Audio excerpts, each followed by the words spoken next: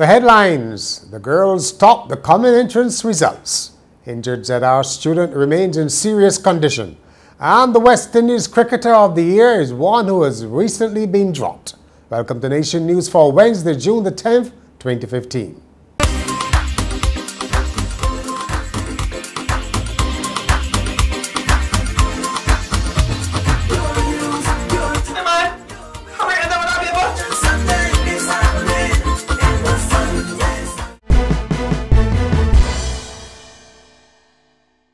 Two girls are the joint top performers in the Common Entrance exam.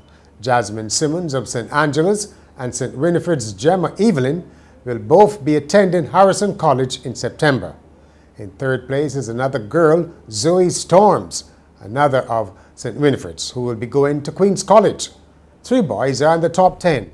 Duante Small of Arthur Smith, Micah Williams of People's Cathedral, and Trinity Academy's Adam Monroe.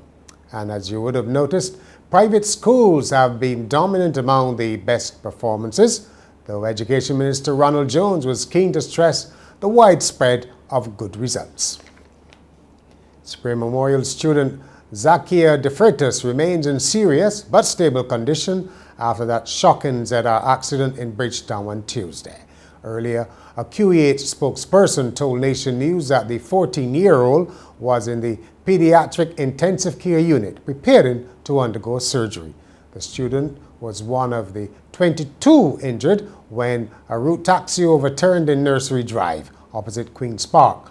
Her left hand was reportedly partially severed in the accident.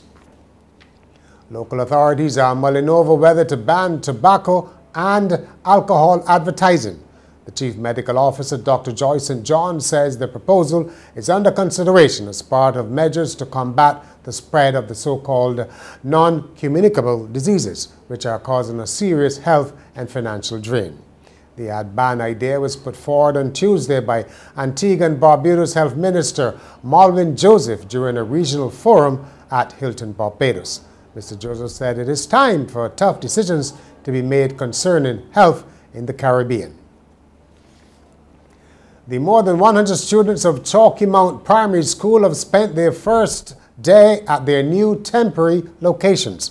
Officials reported a seamless transition to the Wesleyan Holiness and Seventh-day Adventist churches in the St. Andrew district, where the students will attend classes for the rest of the school term. The school building has been deemed structurally unsafe because of slipping land. The Barbados Workers Union and Light and Power say they are making progress in their negotiations on job cuts. The two sides met on Tuesday for over 3 hours as a follow-up to talks chaired by Minister of Labour Esther Baer. The power company is looking to cut its operating expenses by almost $30 million. About 70 employees have reportedly accepted a voluntary separation package, but the company says additional job cuts are necessary. The Industry Minister, Donville Innes, has urged Barbadians to be more tolerant of failing startup businesses.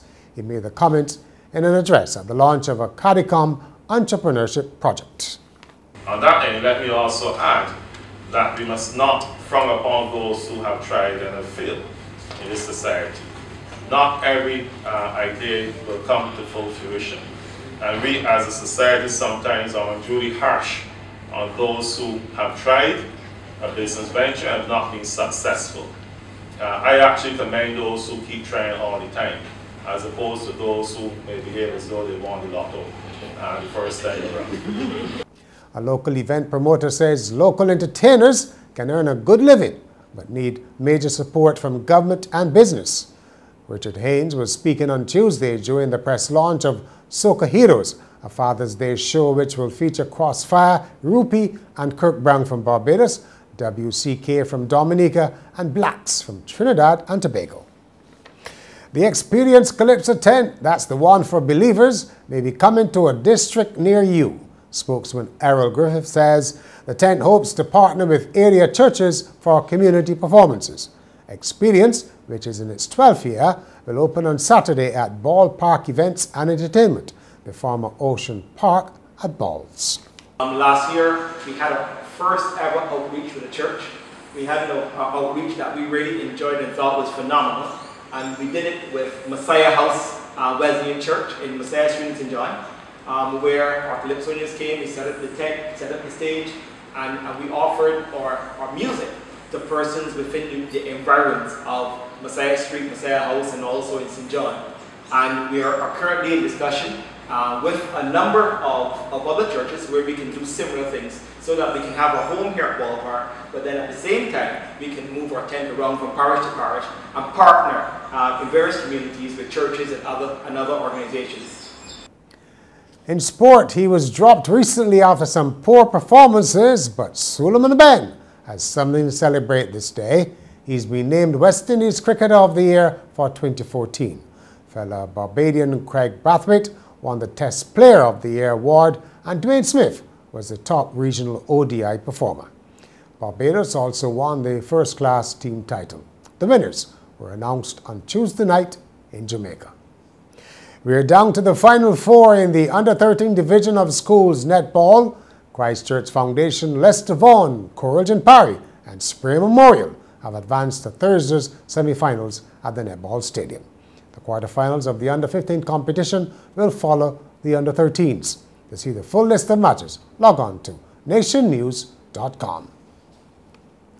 And finally, a story about cheating on this Common Entrance Results Day. It comes from China, where the latest weapon in the fight against cheating in the country's college entrance exam is a 6-propeller drone. Yes, the contraption flew over 2 testing centers in central China's Henan province to scan for any unusual signals being sent to devices smuggled by students taking the annual test. Almost all Chinese high school students must take the test, and the scores are the key criterion for which level of university they can enter. Cheating is said to be common given the high stakes, and the methods include selling supposed answers, hiring surrogate test takers, and using wireless equipment to communicate during the test. So, into the drone, whatever next.